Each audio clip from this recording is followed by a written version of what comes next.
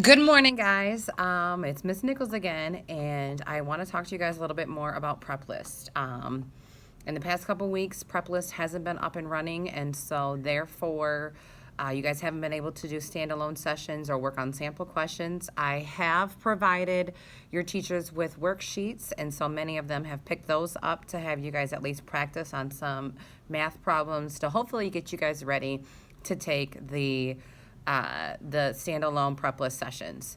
So what I'm going to do today, I'm going to talk to you guys about the handouts that I provided your teacher and that your teacher will provide to you so that you guys kind of get an understanding about what you need to be working on when you guys are not doing a standalone session on the computer. Now remember, the standalone sessions on the computer are when you are working on just Prep List alone and you're not working on the Prep List right after you get done working on the AMS. So this is where you would actually log into the computer and the Prep List would pop right up. So this right here is actually just some practice that you guys need to do so that you guys can get ready and be more prepared to take the standalone sessions on the computer.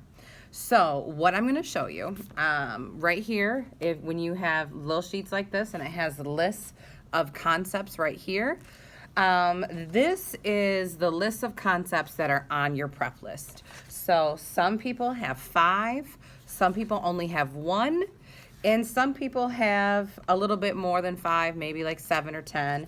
That's absolutely okay. It just means that, math might not be their strongest subject, and that's okay. What's great about this is that with the Prep List sessions that you're working on the worksheets, is that those students that have a short Prep List, or some don't even have a Prep List at all, those students can responsibly work with the other students that have a longer Prep List to peer tutor them and help them through their sample questions. So the first thing that you're going to get, your teacher is going to pass out these. Like I said, these right here are the list of concepts that you are struggling with and that are on your Prep List, okay? So you'll get one of these. They're personalized just for you.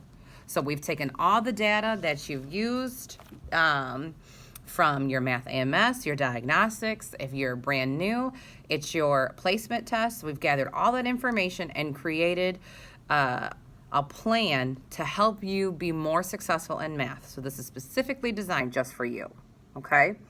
There might be some people that have the same problems that you do. So yes, you can work on that together.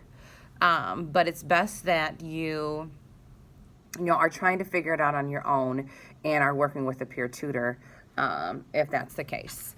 And like I said, if you're working with peer tutoring and you're working in groups, you need to work responsibly. It's not a time for you to be up walking around, playing around. You need to show your teachers that you're responsible enough to help one another out. And I will be checking and making sure that you guys are doing well.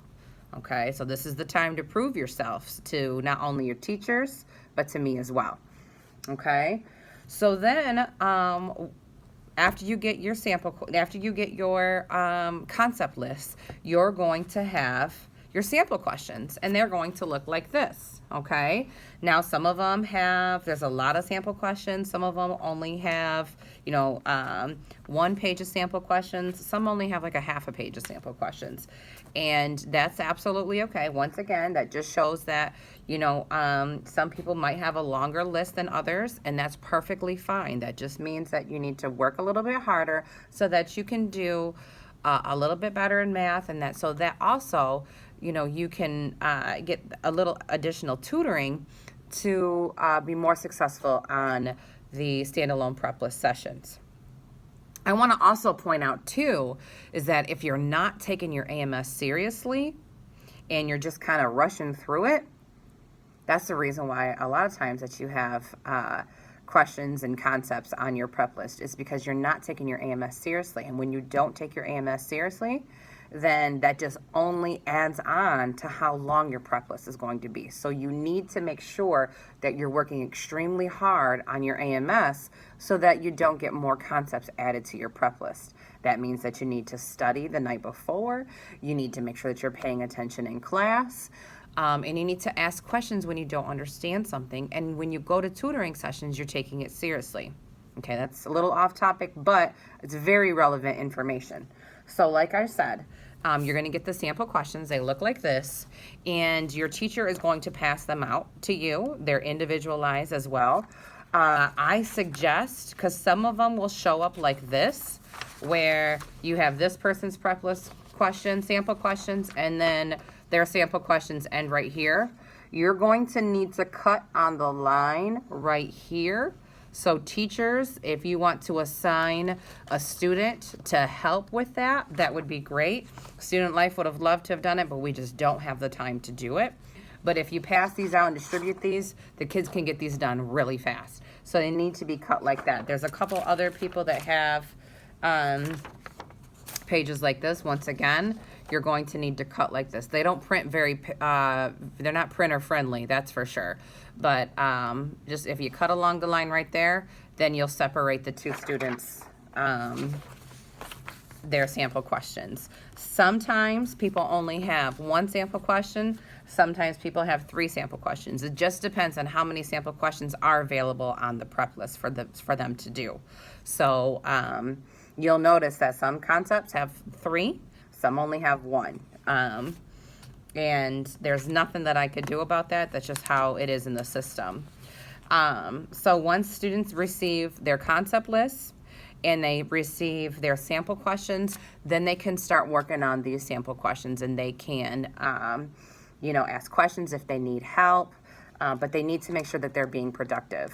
Then after that, you also get the answer keys. So these are at the back. So teachers, as you're passing these out, please make sure that you don't pass out the answer keys. The answer keys will look like this. Okay, keep those for yourself so that you can refer to them if students have a question, and that they should be checking their own work. This is not something that you have to collect and check, but once they're done with their prep list, they can take a look and see. Obviously I would review their packets to make sure that they've worked on it. And then once they've worked on it, you can show them the answer key so that they can, make sure that they have it correct. And if they have it wrong, they need to redo it, ask questions, ask somebody in the class. We want to make this the most productive session as possible. Also, when you guys are done with these, which you should be done, honestly, I'm going to pass these out on October the 15th. So the week of the 15th, prep list teachers, you guys can distribute them during your prep list sessions. Okay, so we shouldn't be working on ExactPath right now unless they don't have a prep list. Then they can log into ExactPath. But they need to be working on these, whether it's in the classroom or whether it's in the learning lab. They need to work on these. And then when they're done with these, the next week, we're hoping the week of October 22nd is when we're going to be able to schedule standalone prep list sessions. And so we'll have a couple weeks of the standalone prep list sessions, and then we'll go back to providing you guys with worksheets again. If you have any questions about this, please feel free to let me know. I know it was a lot of information, but I genuinely feel that this is going to benefit not only the students, but the staff as well. It's a great way, kids, for you to close the gap in your learning so that, you're building up the skills that are necessary for you to be successful in math. So, like I said, if you guys have any questions, you guys know where to find me. I am in room 231. The Student Life room. You can also call me at extension 5247, or you can email me at anichols@sabas.net. Thank you guys. I hope you guys have a great day. Stay positive.